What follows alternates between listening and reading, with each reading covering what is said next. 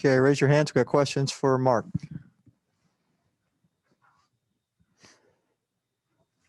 Joel.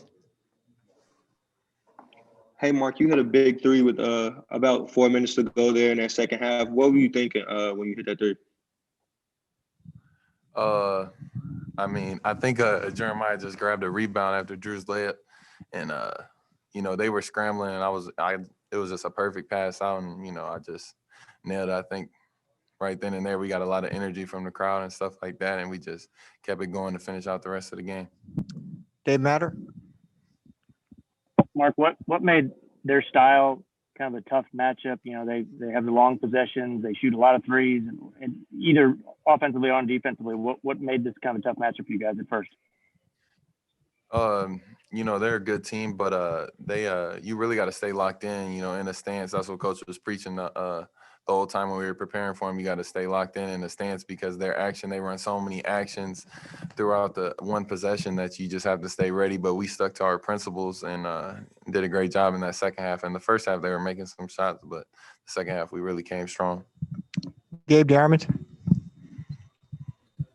Yeah, Mark, just kind of the energy that Jeremiah had. I mean, not only on that play where he saved it out to you, but he had a dunk, had a few rebounds in there. Does that bleed over to the rest of the team when he's playing that way?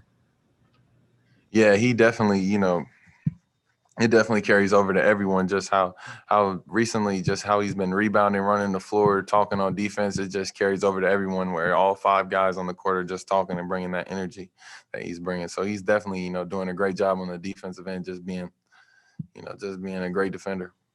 Jack Sobel. Mark, you had that three with about 5 seconds left in the first half. What did it mean to you guys to get on the board from 3? Because I think that was their first 3 of the game, and end the first half on a good note there. It definitely was a good note.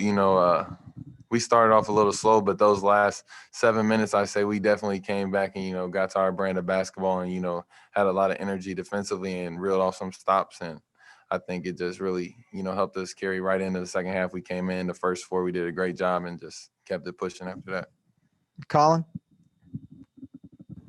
Yeah, Mark, we've heard so many good things about Drew, and he's still yet to score. Or sorry, Drew Buggs, and he's still yet to score in a Missouri uniform. Just what are the other things that he does right to help this team win? Yeah, I think his new name now is Coach Buggs. Just how he is on the court. I mean, he's like, we got how many coaches we got? I mean, he's the next coach. I'm telling you, he's locked in. I mean, in the media timeouts, you can see he's talking to everybody. He's a great leader, and the guys respect him a lot too because he knows what he's talking about, and he's leading. So I think that's Coach Buggs. That's all. He's great.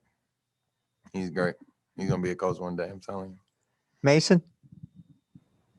Hey, Mark. So early in that first half, Liberty had a lot of ease moving the ball around and getting good looks down underneath the basket and out behind the perimeter. What were some adjustments that were made to the defense that helped you lead into a strong defensive second half? We came out and basically I feel like we just turned our energy up more. Coach said they hit us in the mouth, so now it's our time. We took a punch and their punches in the first half, and now it's time for us to fight back.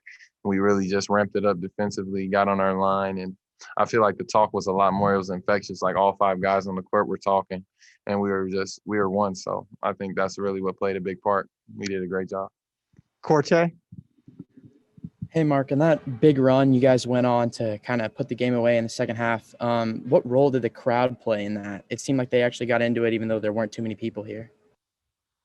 Yeah, it definitely kind of got a little loud when shots were made and stuff like that. So they definitely helped out a lot. Just even the fans are great here in Mizzou. So that little boost they gave us, it definitely helped even on the defensive end. Because, when you get a bucket, that extra energy on defense helps a lot. So.